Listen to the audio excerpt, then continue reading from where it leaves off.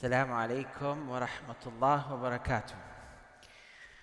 Inshallah, if we just do the last portion of the adhkar, Subhanallah wa bihamdih, adada khalqih wa rida nafsih wa zinata arshih wa midada kalimatih. Subhanallah wa bihamdih, adada khalqih wa rida nafsih wa zinata arshih wa midada kalimatih. Subhanallah wa bihamdih, عدد خلقه ورضا نفسه وزنة عرشه ومداد كلماته. الحمد لله والصلاة والسلام على رسول الله وعلى آله وصحبه ومن والاه. اللهم لك الحمد كما ينبغي لجلال وجهك وعظيم سلطانك. اللهم لك الحمد حتى ترضى ولك الحمد بعد الرضا. اللهم يا ربنا لك الحمد على حمدنا إياك. نستغفرك اللهم ونتوب إليك. اللهم يا رحمن يا رحيم علمنا ما ينفعنا وانفعنا بما علمتنا. اللهم ارزقنا علما ينفعنا.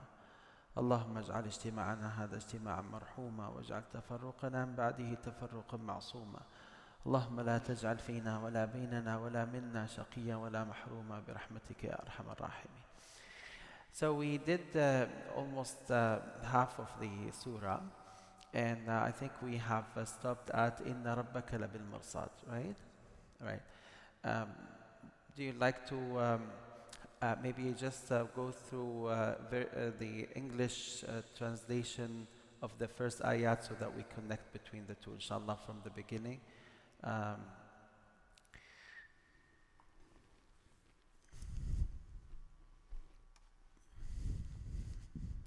Either of you. Shall I start? Yeah, go ahead. Bismillah ar-Rahman ar-Rahim. By the dawn, and by the 10 nights, and by the even number and the odd, and by the night when it passes, is there not in all that an oath for one of perception?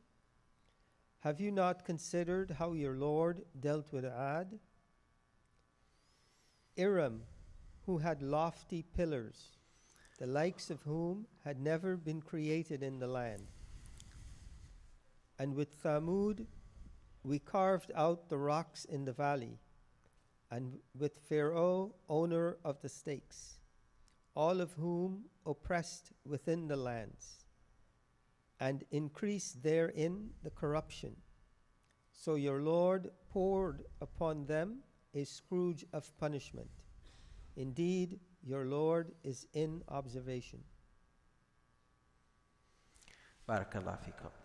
So the next ayah is فَأَمَّا الْإِنسَانُ إِذَا مَبْتَلَاهُ رَبُّهُ فَأَكْرَمَهُ وَنَعَّمَهُ فَيَقُولُ رَبِّي أَكْرَمَنِ. The word al-insan means a human.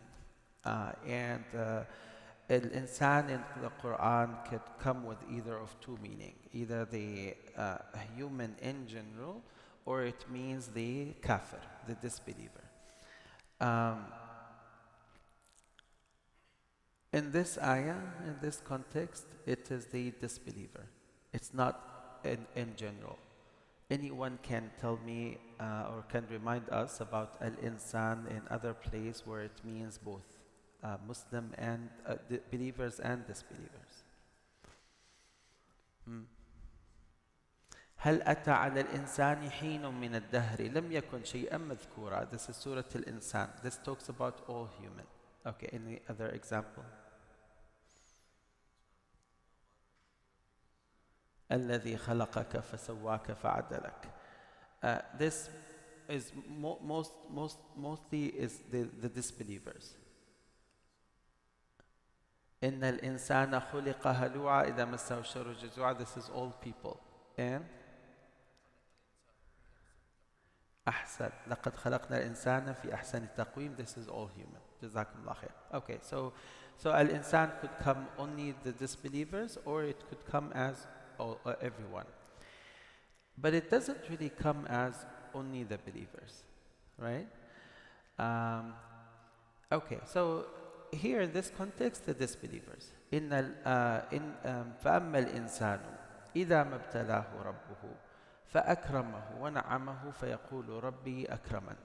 Can you read the English of that? بارك الله فيك. And as for man, when his Lord tries him and is generous to him and favors him, he says, "My Lord has honored me." Barakallah fik. So, in various different places in the Quran, Allah talks about a misconception that it's unfortunately is common between human, especially the disbelievers. And that misconception is that if you live a comfortable life in this dunya, then it means that Allah is pleased with you. This is a misconception. Fir'aun, the Pharaoh, has said, أليس لي ملك مصر وهذه الأنهار تجري من تحتي. When Musa alayhi salatu wasalam came to Pharaoh and he told him about Allah subhanahu wa ta'ala and that he should follow the message and all that, what did he use as an argument that no, he is in a very good state and he should not change what he was? He said, don't I own Egypt? Aren't these rivers flowing under me? That was his argument, that I'm in a good shape in this dunya. And subhanAllah, the same thing applies to multiple ayat and multiple examples where Allah subhanahu wa ta'ala talked about the disbelievers bragging about the bounties that Allah subhanahu wa ta'ala has blessed them with, and using that as an argument that if I have this in the dunya, let alone in the akhirah. What did Allah subhanahu wa ta'ala say in Surah Al-Kahf about those two men who argued about the gardens? What did he say? The one who was very happy about his garden, what did he say? He said, وَلَئِنْ رُدِدْتُ إِلَى رَبِّي لَأَجِدَنَّ خَيْرًا مِنْهَا مُنْقَلَبًا. He said, even if there is a Lord, and even if there were a hereafter, I would have even a better garden than what I have here. And his partner told him, أَكَفَرْتَ بِالَّذِي خَلَقَكَ. Are you denying your Lord, the one who has created you? So subhanallah, this misconception comes, I think, wallahu alam, from the fact that shaitan tries to beautify the things for a person or for the human, to the extent that they will be looking for anything that may justify to continue in that comfortable life or comfortable feeling. And subhanallah, Rasul sallallahu alaihi wasallam, on the contrary, has said, يُبْتَلَى النَّاسِ عَلَى قَدْرِ إِيمَانِهِمْ الْأَنْبِيَاء ثُمَّ الْأَمْثَلْ فَالْأَمْثَلْ. That people will be tested according to the level of iman that they have. The people who will be tested the most are al-anbiya, the prophets. ثُمَّ الْأَمْثَلْ فَالْأَمْثَلْ. Then the closest to them, or the best, then the less best, etc. So, in Allah subhanahu wa ta'ala has said, أَحَسِبَ النَّاسُ أَن يُتْرَكُوا أَن يَقُولُوا آمَنَّا وَهُمْ لَا يُفْتَنُونَ. Do people think or believe that they will be able to say, we believe in Allah subhanahu wa ta'ala, yet they have not been tested? وَلَقَدْ فَتَنَّا الَّذِينَ مِنْ قَبْلِهِمْ فَلَيَعْلَمَنَّ اللَّهُ الَّذِينَ صَدَقُوا وَلَيَعْلَمَنَّ الْكَاذِبِينَ. We verily have tested the people before you, and until Allah subhanahu wa ta'ala knows who was truthful and who was just making things up.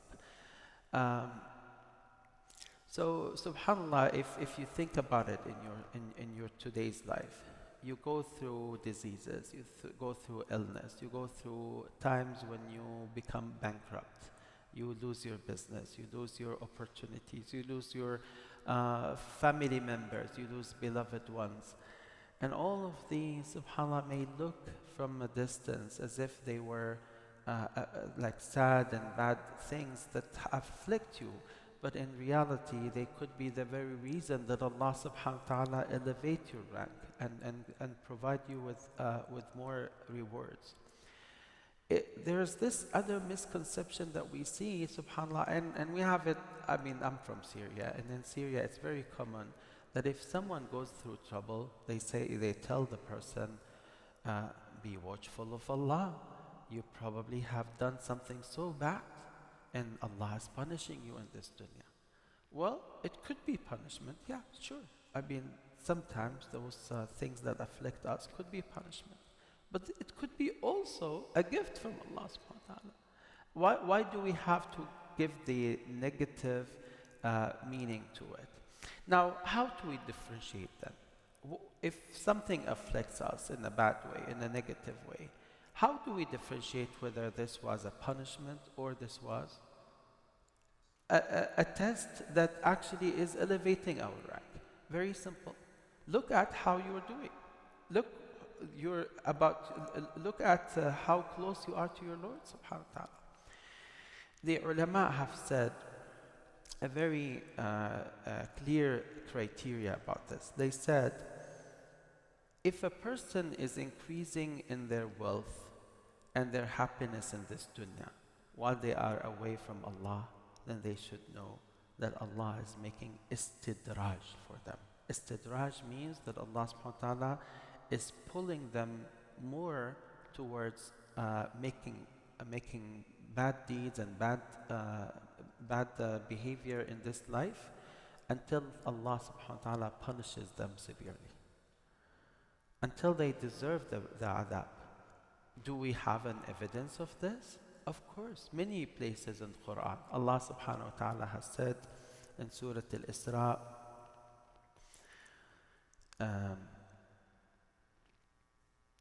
وَإِذَا أَرَدْنَا أَن نُهْلِكَ قَرْيَةً أَمَرْنَا مُتْرَ فِيهَا فَفَسَقُوا فِيهَا فَحَقَّ عَلَيْهَا الْقَوْلُ فَدَمَّرْنَاهَا تَدْمِيرًا. And when we want to punish a village severely, then we would let the most wealthy people in that village to increase in their bad deeds, in their fisq, in them going away or astray. And then the punishment of Allah is well deserved in this place. And then Allah subhanahu wa ta'ala will destroy it completely. Because Allah subhanahu wa ta'ala will not destroy a place unless it really deserves the punishment. The mercy of Allah is vast upon people. So the punishment would only come if people have truly done things that deserve that punishment.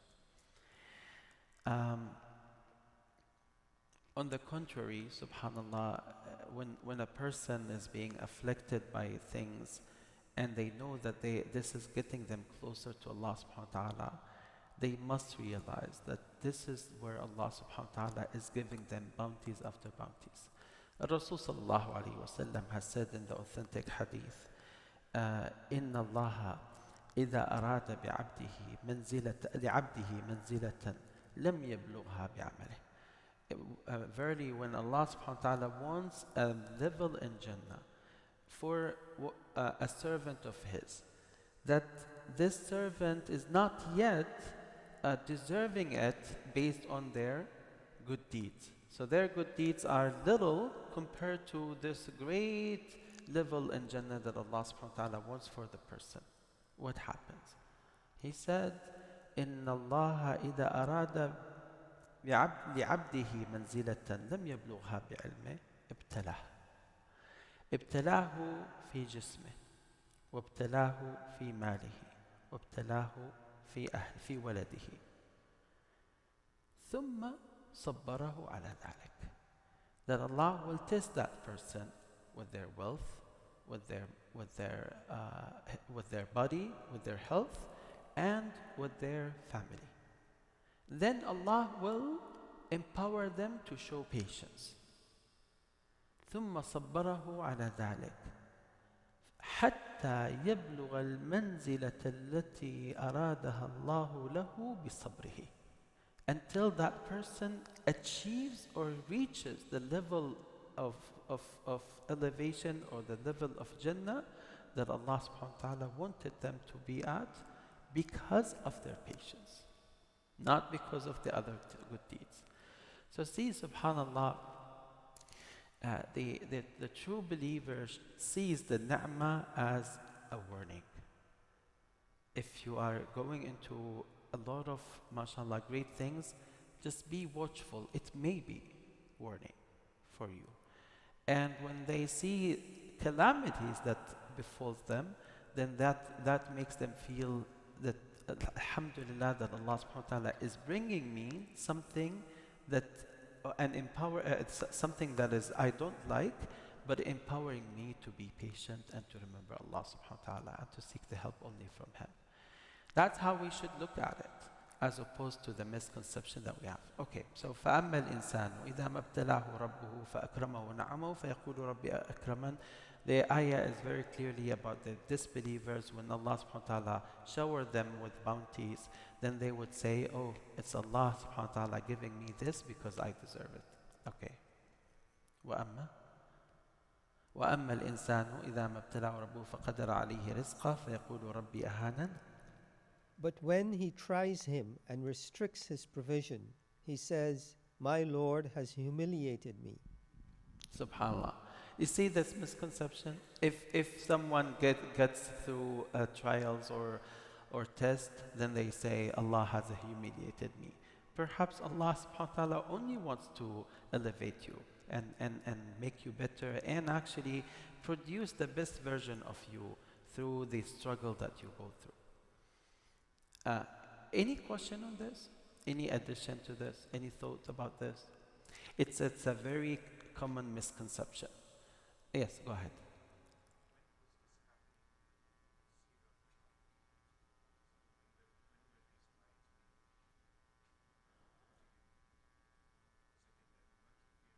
This one is all Makki. The whole surah was Makki. No. Okay, you're asking if there's sabab nuzul, if there's like a special incident that has happened and after which this was revealed. The scholars did not mention anything specific, so it's very generic. Yeah. However, Habibi, this was a common practice between the disbelievers of Mecca. Like for example, there's a person by the name of Al-Walid ibn al-Mughira. And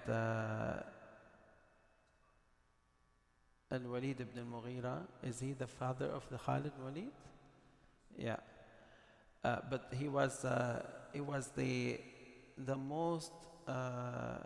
one of the most wealthy people in Mecca, and he was known for having an easy and comfortable and happy life.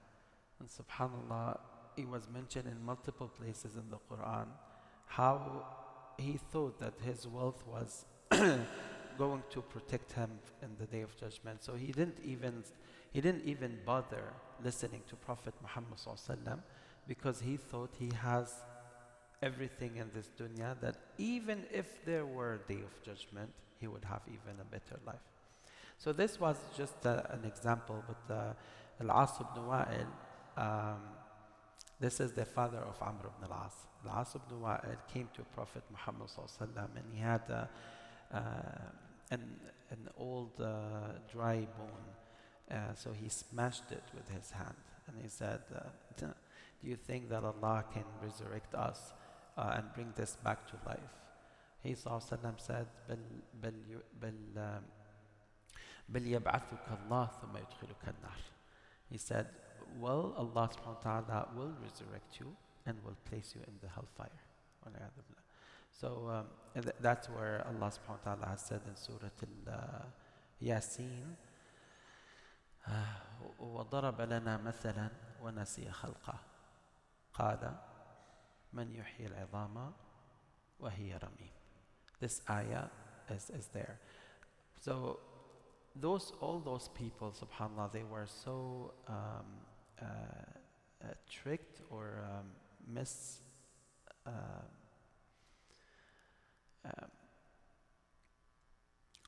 I would say they were deceived by this life, by subhanAllah, the bounties that Allah subhanahu wa ta'ala has given them. Okay, so كلا بل لا تكرمون اليتيم ولا تحاضون على طعام المسكين Allah then here talks about the general behavior of the disbelievers and what makes them deserve the punishment in the Day of Judgment. Kalla, as we talked about it last time, in the Quran comes with two meanings. Can anyone remind us of those two meanings? Kalla. Huh? Anger? No. It's actually, one meaning is affirmation, kalla, and the other one is the opposite. The opposite, which means that absolutely not, exactly. So here, it's absolutely not, and it is actually condemning the behavior of the disbelievers. Can anyone give me an example where it means indeed? Surah that we all memorize. Where? No, actually here, kalla is coming after a misconduct, which is alhaakum al-takathur hatta zurtum al-maqabir. Kalla here is to warn them about this misconduct of being so engaged in this dunya and leaving the hereafter. So when kalla comes without any bad conduct before it, it means indeed. Any surah, any example? كلا سوف تعلمون ثم كلا سوف تعلمون. But that actually came after bad conduct, right? So Allah subhanahu wa ta'ala is saying, no, this is the warning actually. So the first surah in Quran,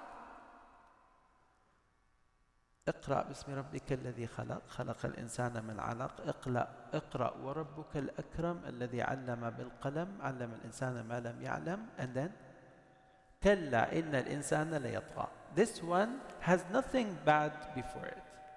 This one means indeed. كلا إن الإنسان ليطغى. It's actually affirmation. Okay, so here, what is it? Is it affirmation or is it a negation or a warning? It's actually a warning, absolutely not, about the behavior of this disbeliever when he says that if Allah gives me this bounties in this dunya, then I'm in a good shape. And Allah wanted some khair in me. But otherwise, it means that Allah subhanahu wa ta'ala has humiliated me. Okay, so then, كلا بل لا تكرمون اليتيم.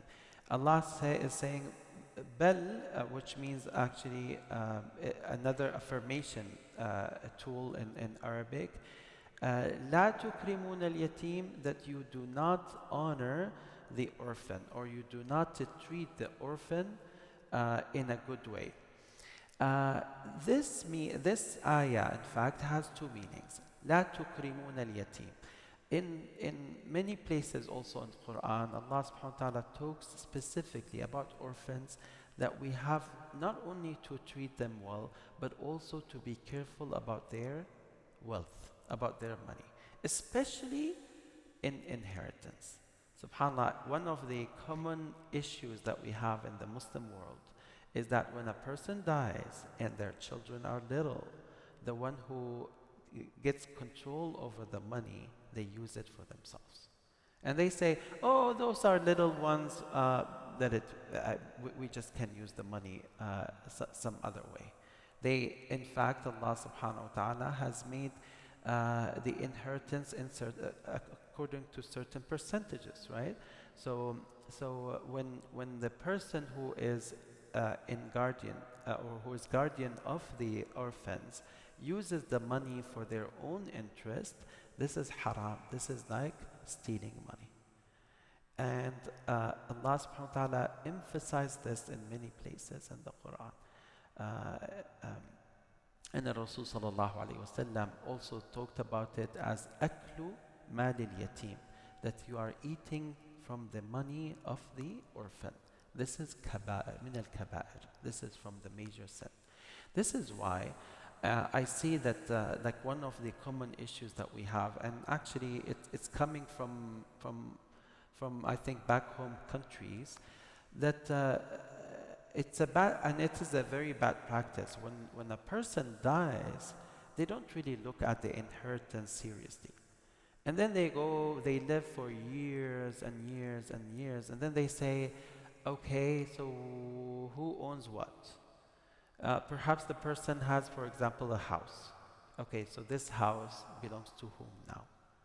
And sadly speaking, I found this to be a common practice in many Muslim countries. And here, I mean, a person came to me and he said, my grandfather has passed away several years ago, and we did not even look at his wealth. Everything continued the same.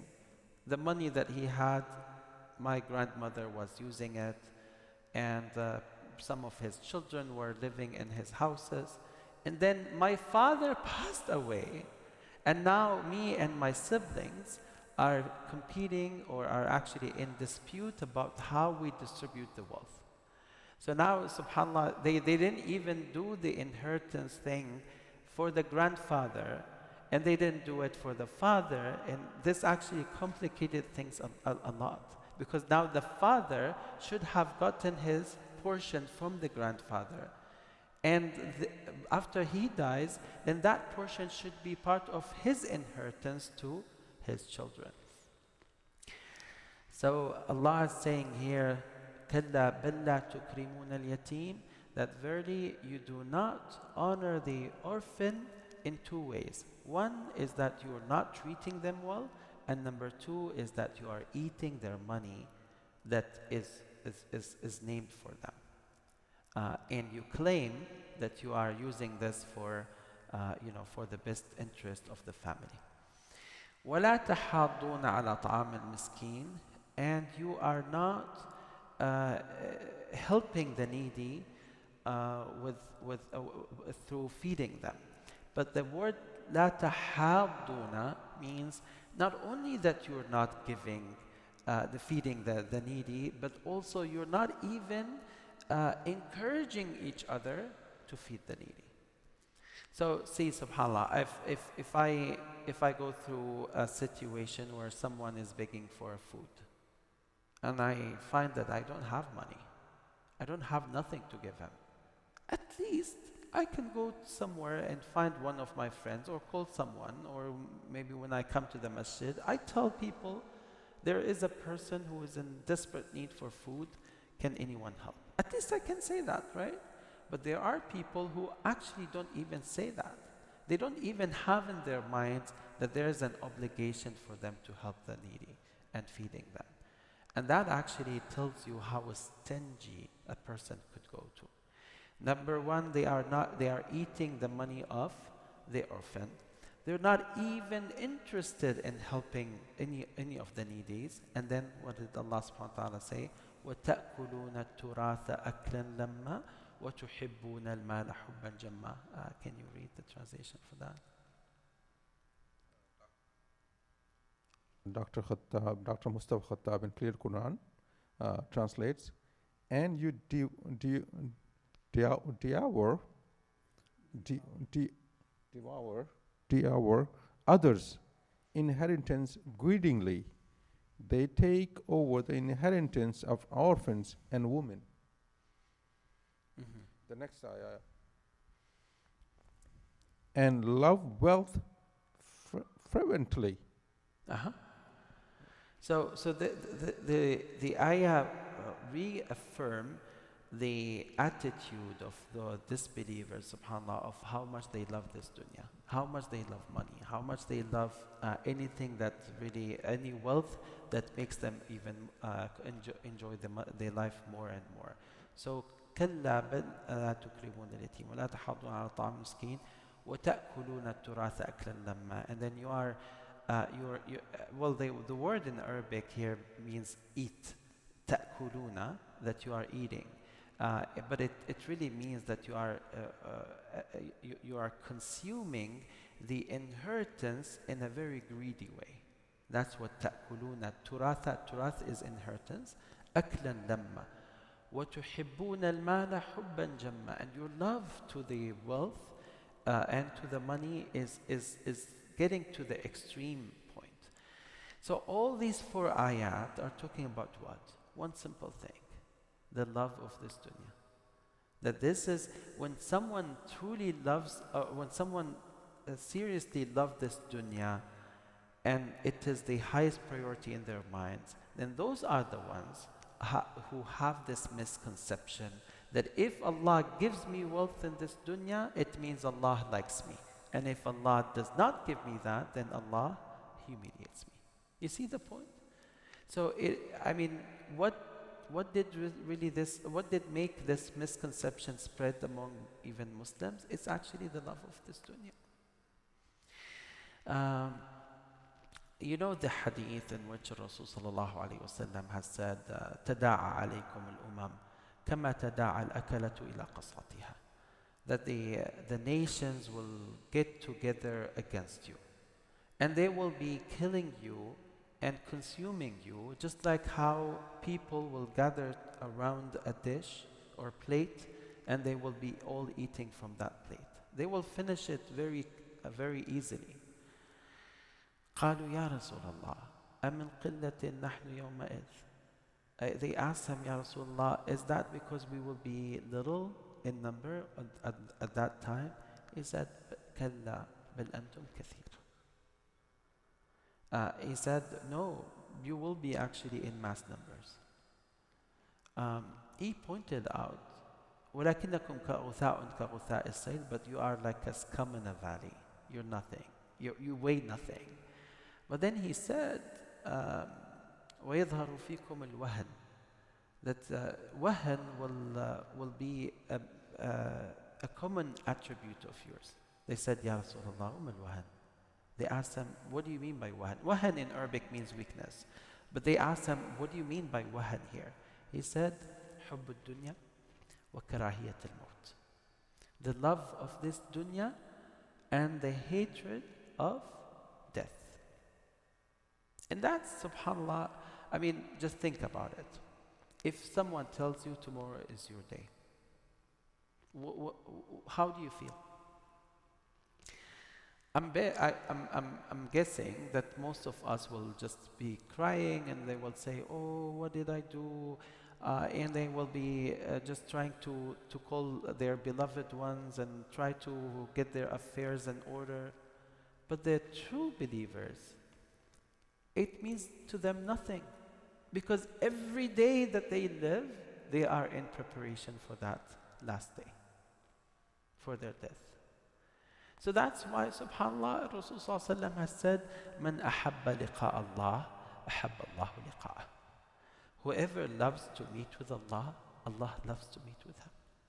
But you can't really claim that you love to meet Allah subhanahu wa ta'ala when you are so engaged in this dunya.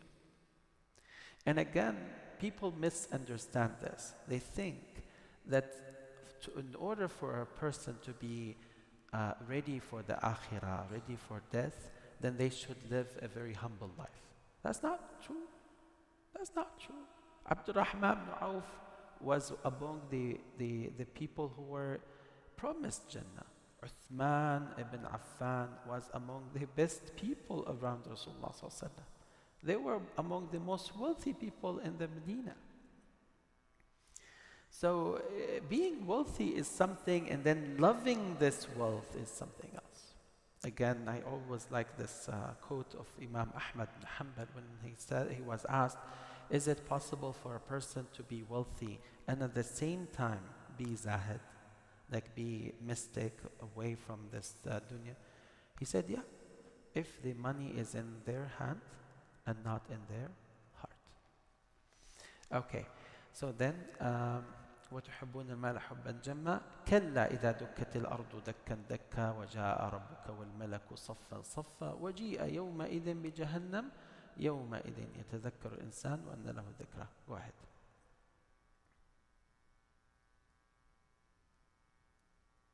Enough when the earth is entirely crushed over and over. And your Lord comes to judge with angels rank upon rank. Next two. And hell is brought forth on that day. This is when every disbelieving person will remember their own sins But what is the use of remembering then? Question mark. Barakallah fiqh. Um, so now that Allah subhanahu wa ta'ala talked about how the disbelievers, and unfortunately some believers also do the same, that they love this dunya and they are they are living this life with this dream, or with this you know, hope that that the bounties will continue in this dunya and in the hereafter, without them doing what Allah subhanahu wa ta'ala want them to do. So now it is the reminder about the Day of Judgment. Remember, we said that the oath in the beginning of the surah did not have the main statement. So we say, for example, Wallahi, I will do this. This I will do this is the main statement that you are making oath for, right? وَالْفَجْرِ وَلَيَالٍ عَشْرٍ وَالشَّفْعِ وَالْوَتْرِ did not, all of these are oath. But Allah subhanahu wa ta'ala did not say it explicitly what He is making oath for, right? In fact, these ayat now are the ones that the ulama have said that this is the implicit oath that Allah subhanahu wa ta'ala wanted to affirm, which is that be aware, there is a day of judgment. You are going to get to an end of this life, and at that point in time, nothing will help you except your deeds.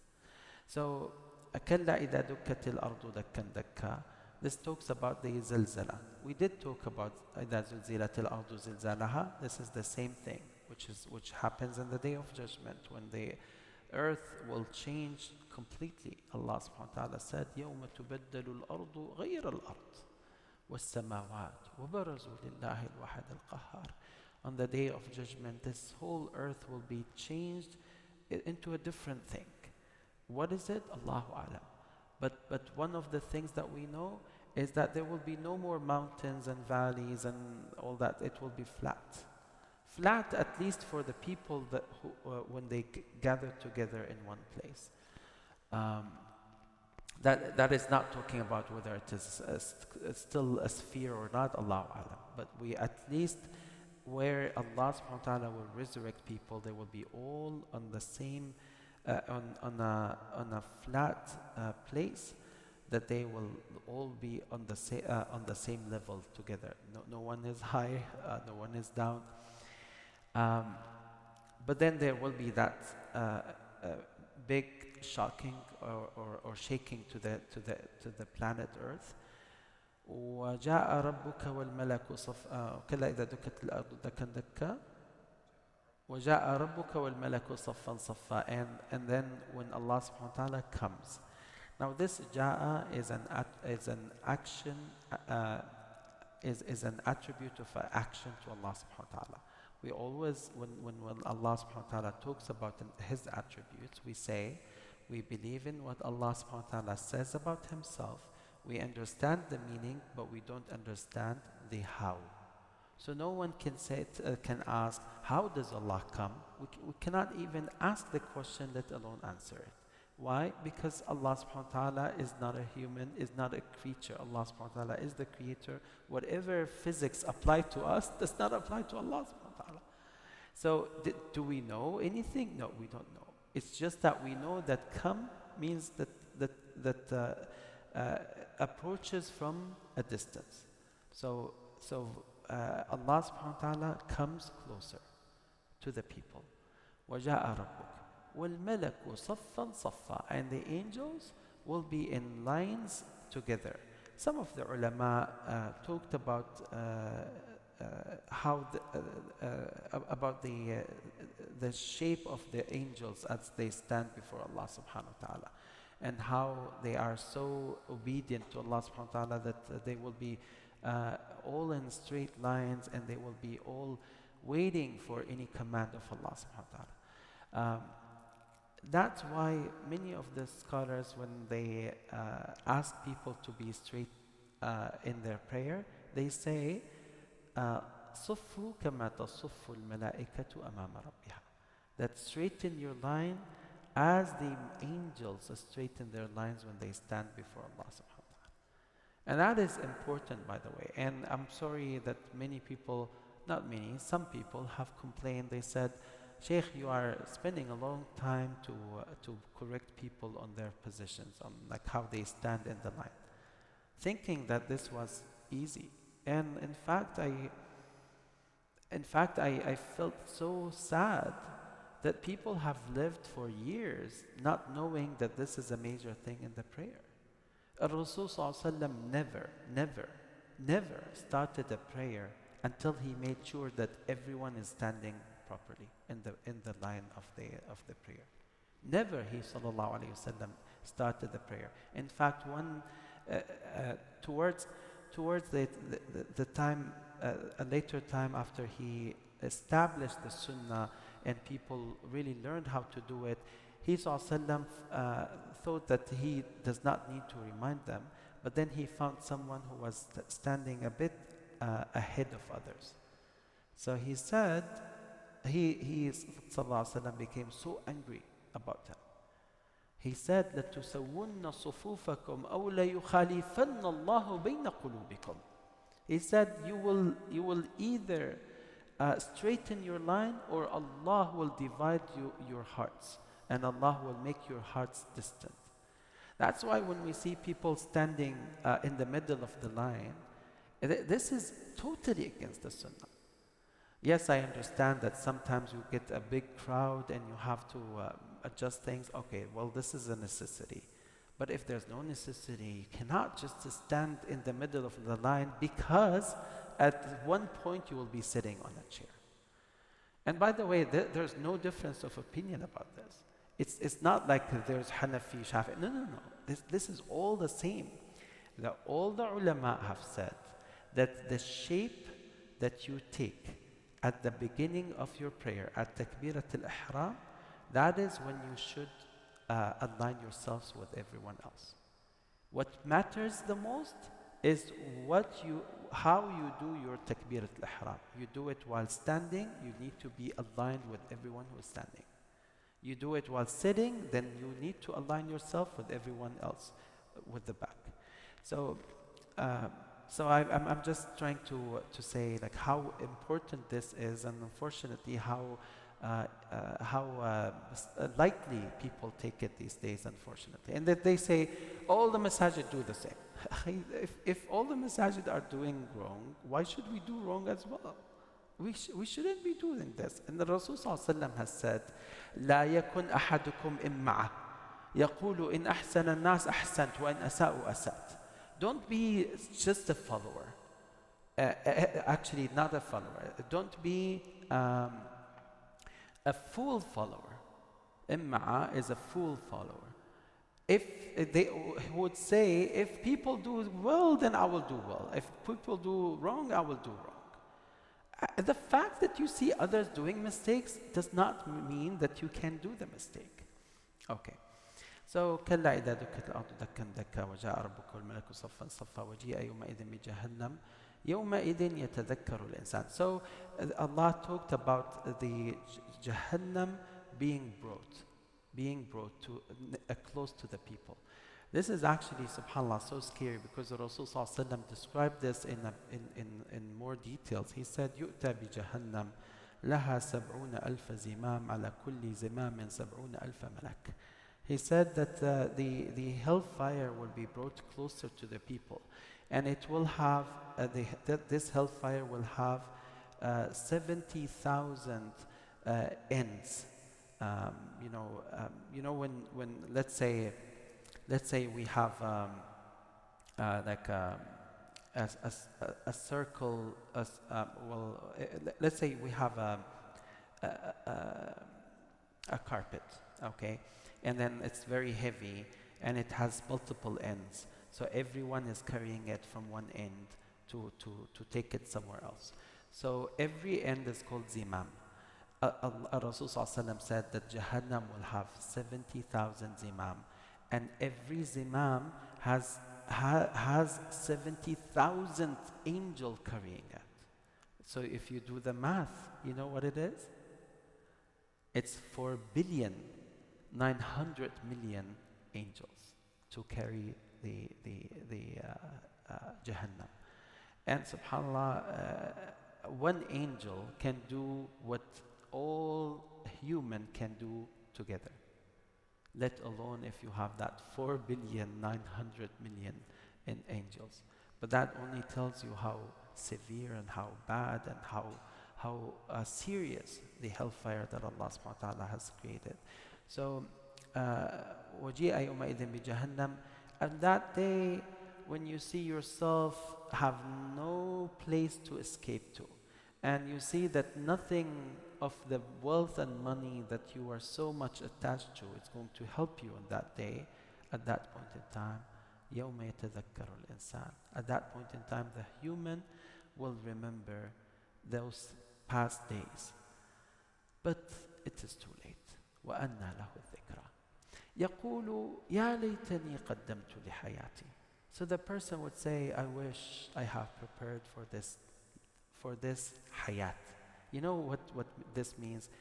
يَا لَيْتَنِي قَدَّمْتُ لِحَيَاتِي. Hayati here means the eternity life.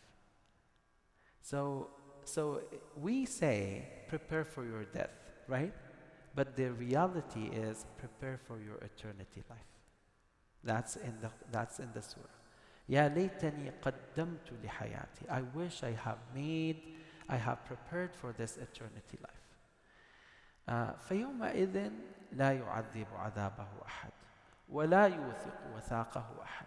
What this means, on that day, no one will punish as severely as the punishment of Allah subhanahu wa ta'ala. لا يعذب عذاب الله أحد. That no one can punish the way that Allah subhanahu wa ta'ala punish. It's the most severe one. ولا يوثق وثاقه أحد. And no one will catch people in how did they translate ولا يوثق وثاقه أحد? No, go to this ayah directly, Habibi. وَلَا يُوثِقُ وَثَاقَهُ أَحَدٌ. Yeah. And his bounds will be such as none other can bind. Yeah. So Allah subhanahu wa ta'ala bind them. And no one can ever do this similar to Allah subhanahu wa ta'ala, which means that they will all be in the control of Allah, and they will be just facing that punishment. In another narration, anyone recites other than Hafs al-Asim here? Anyone? Anyone has a narration? Okay. In another narration, فَيَوْمَئِذٍ لَا يُعَذَّبُ عَذَابُهُ أَحَدٌ وَلَا يُوثَقُ وَثَاقَهُ أَحَدٌ. Which means that on that day, no one will be punished more severely than this kafir. And no one will be bound more severely than this kafir. So in the narration that we recite most of all the time, it says that the adhab of Allah is the most severe one, that no one can do the same. In another narration, it means that the punishment that the kafir will have is the most severe one, that no one will be punished the same. فَيَوْمَئِذٍ لَا يُعَذِّبُ عَذَابَ أَحَدٍ وَلَا يُوثِقُ وَثَاقَ أَحَدٍ يا أيتها النفس المطمئنة ارجعي إلى ربك راضية مرضية فادخلي في عبادي وادخلي جنتي. Now here is the best end of the surah, where Allah subhanahu wa ta'ala is saying the reward for those who are doing very well and who are preparing for this eternity life. Allah is saying, Ya ayyatuha nafsul mutma'inna. It actually calls upon the spirit that is very pleased and very that has a tranquility at the day when everyone is scared. Allah is saying, Irji'i ila rabbik radiyatan mardiyah. That go back to your Lord being pleased, and Allah is pleased with you. So Allah is saying, just like how the other person is saying, I wish I have prepared for this life, Allah will say to the other ones who were preparing for it, ارجعي إلى ربك راضية مرضية. That go back to your Lord being pleased and Allah is pleased and being pleased upon. So you are pleased with what Allah subhanahu wa ta'ala is preparing for you, and Allah subhanahu wa ta'ala is pleased with you. فَادْخُلِي فِي عِبَادِي وَادْخُلِي جَنَّتِي. So come in and be in the companionship of my best servants and be in the Jannah, a Jannah of Allah subhanahu wa ta'ala. Those ayat actually require maybe two more minutes, if you don't mind, or 3 minutes. Allah subhanahu wa ta'ala is saying here, يَا أَيَّتُهَا النَّفْسُ الْمُطْمَئِنَّةِ ارْجِعِي إِلَى رَبِّكِ رَاضِيَةً مَرْضِيَّةً. We know in Quran there's a nafs al-mutma'inna. There's also a nafs al-lawwama. There's also a nafs al-ammara bis-su. So Allah talks about different types of souls. And nafs is the soul of a person. So, sometimes it's happy, sometimes it's always regretting, sometimes it's calling a person to do haram. But the thing here is that mutma'inna, what was the word he used for mutma'inna? Satisfied. In fact, you know when you feel so comfortable about something, but then you feel comfortable not because it pleases your desires, but you feel comfortable because you have measured it from every angle and you found out that you have done the best thing. That's what tumanina is. That you feel so satisfied about your past behavior, about your past actions, until that you feel that this is it. I am now rejoicing or achieving or getting the reward for what I have achieved in the past time. So, and subhanAllah, one of the things we always should remember is that regardless of how long your difficulties and tests would go for in this life, if you get this one moment of pleasure in the day of judgment, you will forget everything else. Rasul sallallahu alaihi wasallam said, يُؤْتَى بِأَنْعَمِ أَهْلِ الدُّنْيا فَيُغْمَسُ غَمْسَةً فِي النَّارِ فيقال له هل رأيت خيرا قط هل رأيت نعيما قط فيقول لا والله. He said that in the day of judgment, the one who has enjoyed this dunya the most, be it the pharaoh, be it whoever the person is, will be brought and will be cast in the hellfire or will be dipped in the hellfire for just like a single moment. And then he will be brought out and he will be asked, did you ever enjoy your life? Did you ever have any time that you were pleased? He would say, La wallah, no time. I swear by Allah, there was no time that I was happy. Because this fraction of a second that he will be dipped in the hellfire will get him to forget all the blessings and bounties that he had in this life. And that's what we should remember, that perhaps it's the opposite. A person would have all the difficulties in this life, but when they are dipped in Jannah for a fraction of a second, they will say, we never saw anything bad in our lives. So that's what makes a person satisfied. It's to see the results of their to see the accomplishment and the achievement of what they have worked in this dunya. And then when it says ارجعي إلى ربك راضية مرضية, if you are being pleased, then that for us this is it. But what if we know that Allah is also pleased with us? That's why in one authentic hadith, Rasul sallallahu alaihi wasallam has said that the best thing that a person gets in the day of judgment when they are placed in Jannah is not Jannah itself. It's two things. One is to see Allah, and the second one is to know, is when Allah tells them that I am pleased with you. That's why when we hear رَضِيَ اللَّهُ عَنْهُمْ وَرَضُوا عَنْهُ, this is the best pleasure. It's not Jannah, by the way. Jannah, of course, Jannah is something that Allah subhanahu wa ta'ala has created for the believers, but the pleasure of Allah subhanahu wa ta'ala, or being pleased Allah subhanahu wa ta'ala on us, is way more important. فَادْخُلِي فِي عِبَادِي, Rasul sallallahu alayhi wa sallam used to say, and actually it's in the Quran, وَأَدْخِلْنِي فِي عِبَادِكَ الصَّالِحِينَ, make me among those, the righteous ones. وَادْخُلِي جَنَّتِي, you know, Jannah is the paradise itself, but Jannati means my paradise, which is Allah subhanahu wa ta'ala. When Allah adds the paradise to Himself, that actually gives you the meaning that the Rasul sallallahu alayhi wa sallam said, that this Jannah cannot be described, and it is something that no one can ever even dream for, because it is the Jannah of Allah subhanahu wa ta'ala. Let's recite it, inshallah.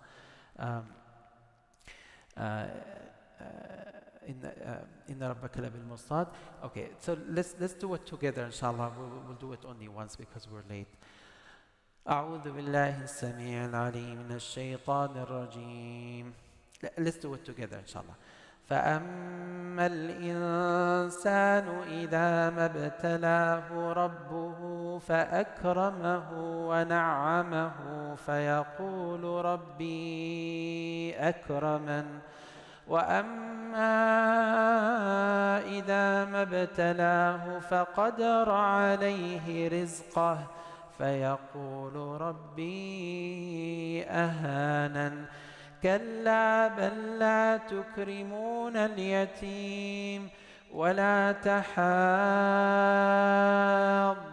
على طعام المسكين وتأكلون التراث أكلا لما وتحبون المال حبا جما كلا إذا دكت الأرض دكا دكا وجاء